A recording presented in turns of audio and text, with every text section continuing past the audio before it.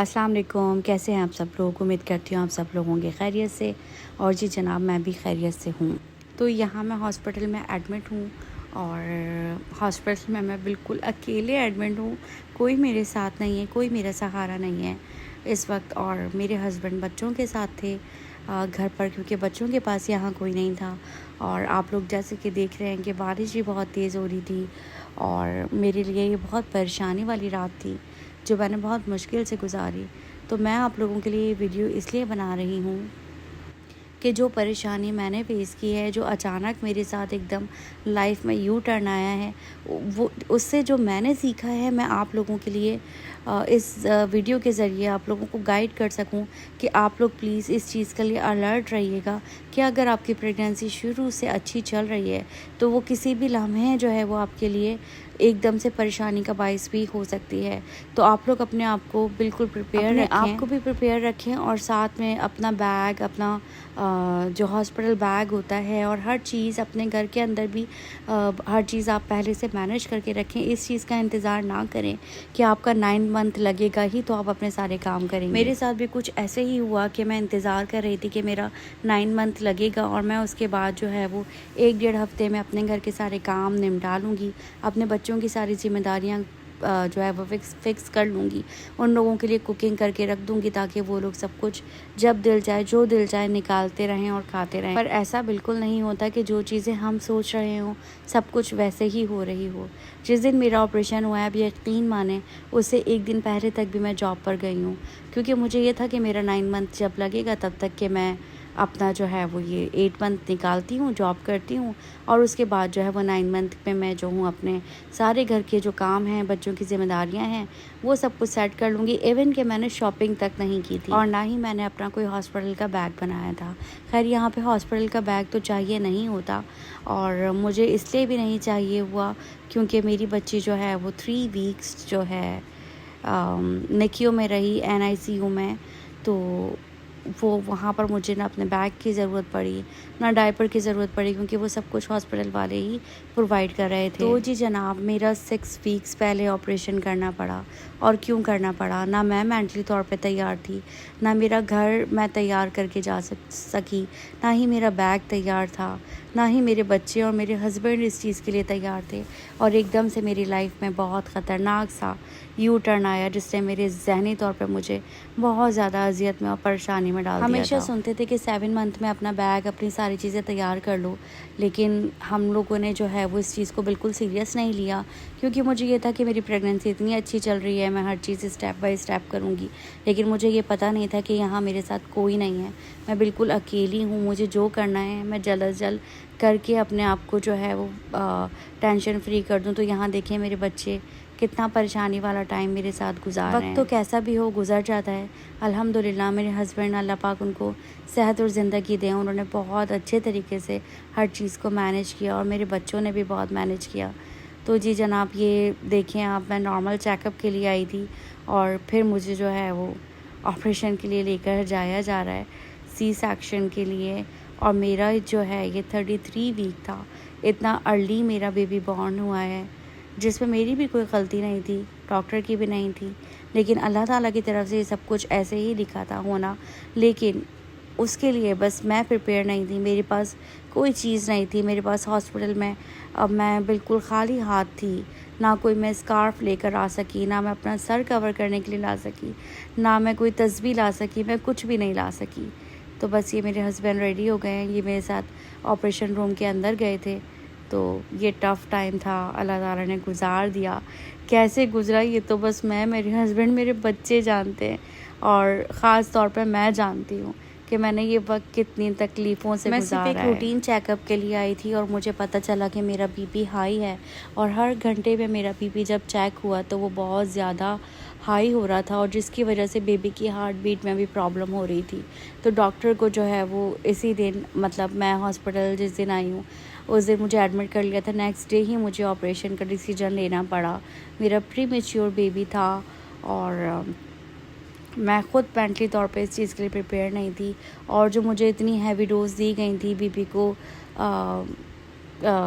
Balance करने के लिए, वो मेरे लिए इतनी ज़्यादा तकलीफ़ दे थी कि मैं तकरीबन 2-3 हफ़्ते तक उस दवाई की नशे से, उस दवाई की तकलीफ़ से मैं निकल नहीं पाई थी। मैंने बहुत बहुत मुश्किल टाइम गुज़ारा और फिर इस मुश्किल टाइम के बाद मेरे घर एक प्यारी सी नन्ही परी आ गई थी। अल्हम्दुलिल्लाह, बस मेरा ईमान तो इस चीज़ पर है कि हर चीज़ का एक वक्त मुकर्रर है। अल्लाह ताला ने इसको इन्हीं तारीख़ों में पैदा करना लिखा था तो वो उसी डेट पर हुई, बहुत जल्दी। बट मेंटली तौर पे मैं प्रिपेयर नहीं थी। मैं आपको बार बार यही बात बोलूँगी। तो आप ये देखें कि ये नेक्स्ट डे की है और मैंने अपनी बच्ची की शक्ल तक नहीं देखी थी और फिर मैं गई अपने हस्बैंड से ज़िद करके कि मुझे लेके चलें। तो फिर मेरे हस्बैंड ने इसके कान में अज़ान दी माशाल्लाह। तो मैं बस आप लोगों से ये कहना चाहूँगी कि आप लोग अपने आप को हर तरीके से तैयार रखें कि आपका 8वां महीना लग रहा है और आपको किसी भी वक्त हॉस्पिटल जाना पड़ सकता है।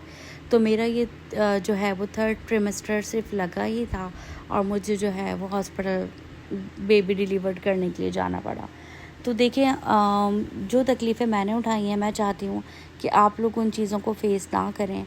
और यहाँ अमेरिका में मेरे साथ कोई नहीं था मेरी फ़ैमिली का और मैंने बहुत तकलीफ़ों वाला टाइम गुज़ारा, जो गुज़र तो गया लेकिन वो मैंने कैसे गुज़ारा है वो मैं ही जानती हूँ। तो प्लीज़ आप लोग सब अपना जो है वो बीपी का और शुगर का, हर चीज़ का बहुत ज़्यादा ख़याल रखें। बैग टाइम से पहले तैयार रखें। मैं एक नॉर्मल तरीके से चेकअप के लिए आई थी और मुझे नहीं पता था कि मुझे अपना जो है वो बेबी तकरीबन 1.5 महीने पहले 6 वीक्स पहले जो है वो बॉर्न करना पड़ जाएगा। और ज़ाहिर सी बात है, बेबी प्रीमेच्योर हुई तो मुझे और ज़्यादा परेशानी को फ़ेस करना पड़ा, क्योंकि एक नॉर्मल बेबी होती मैं 2-3 दिन की तकलीफ़ के बाद घर आ जाती और सब कुछ जो है वो नॉर्मल लाइफ स्टार्ट हो जाती। बट हुआ ये कि मैं 3 दिन के बाद जब घर आई हूँ तो घर आने के बाद मुझे जो है वो सुबह दोपहर शाम 3 दफ़ा हॉस्पिटल जाना पड़ता था इसको जो है वो फीड कराने के लिए और इसको देखने के लिए। तो मेरे लिए ये टाइम बहुत ज़्यादा परेशानी वाला था कि मैं अपने घर से, क्योंकि मेरा घर ऊपर नीचे का है, तो स्टेयर्स उतर के दिन में 3 बार हॉस्पिटल जाती थी। और ऐसा नहीं है कि हॉस्पिटल आप गए हो और आप अंदर गए हो और बस आपका हॉस्पिटल जो है वो मतलब आप बेबी तक पहुंच गए।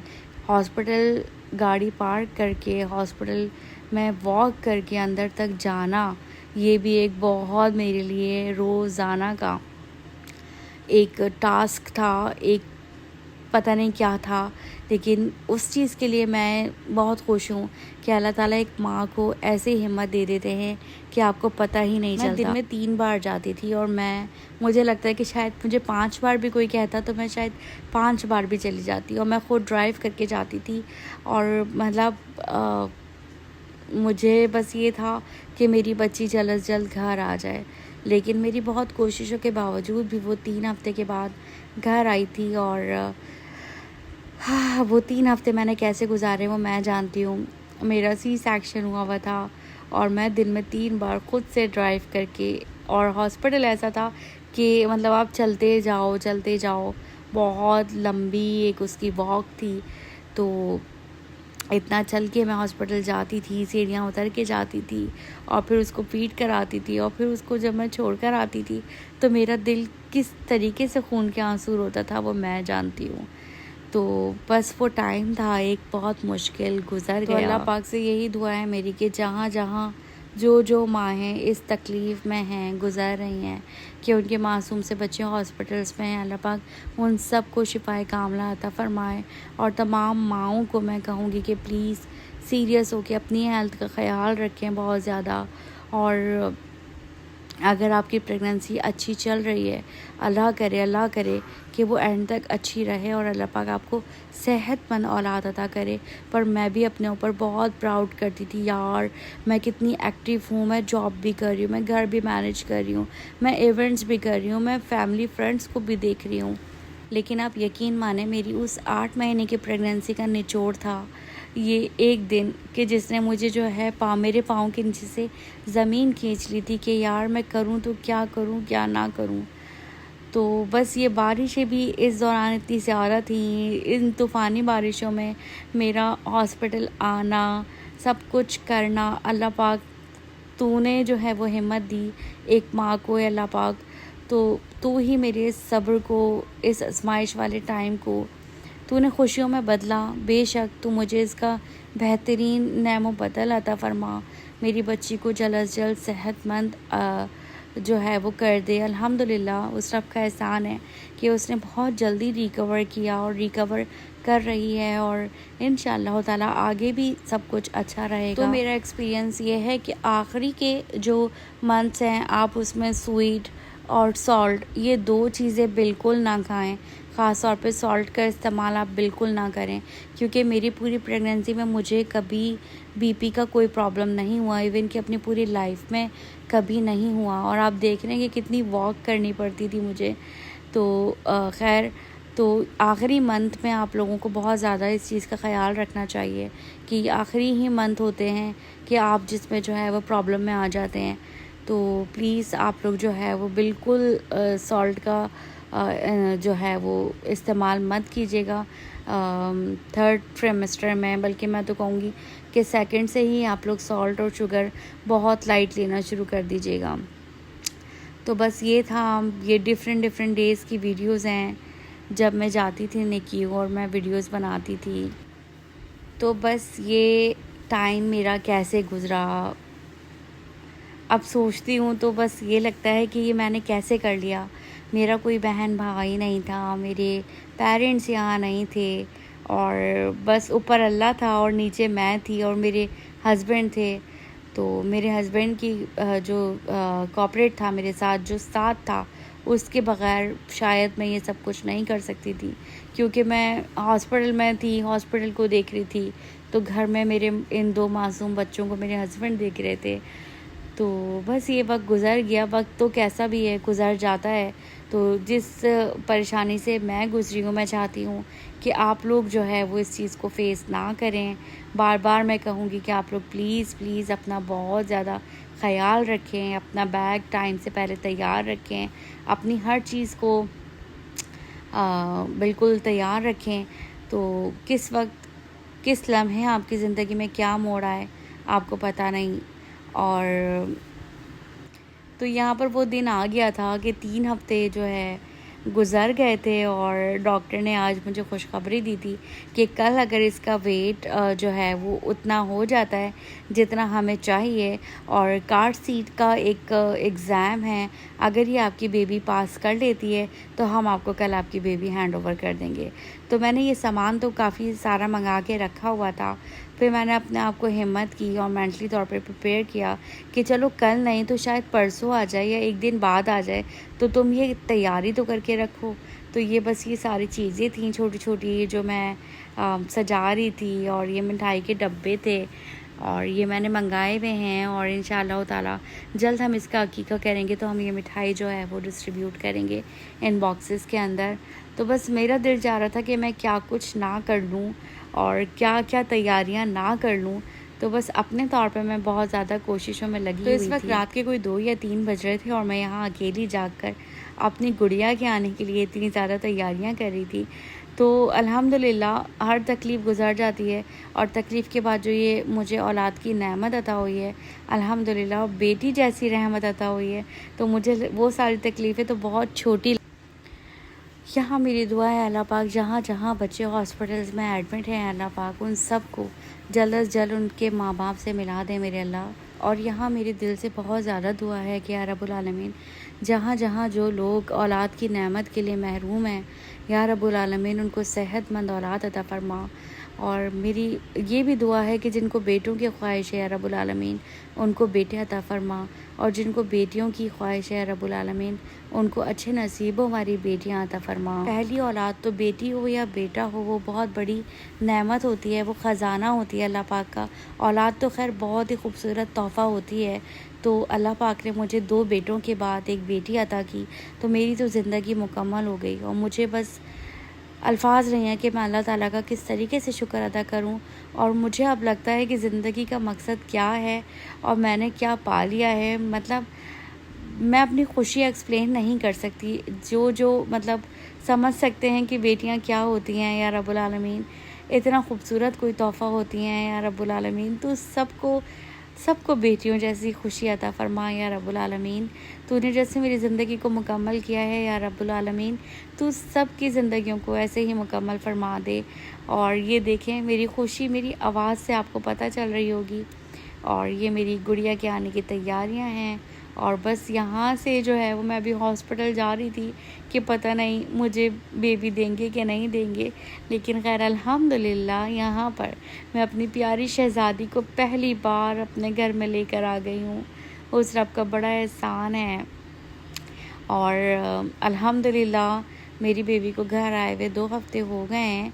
और बहुत मेरे घर में रौनक आ गई है। मैं बहुत ज़्यादा बिज़ी हो गई हूँ। ऐसा लगता है कि बस अब ज़िंदगी मुकम्मल हो गई है, अब किसी चीज़ की ख्वाहिश नहीं है। मतलब जो कमी थी लाइफ में एक लगता था, वो सारी कमी ख़त्म हो गई। अब मुझे किसी चीज़ की ख्वाहिश नहीं रही कि मुझे जो है अल्लाह पाक ये दे दे या वो दे दे।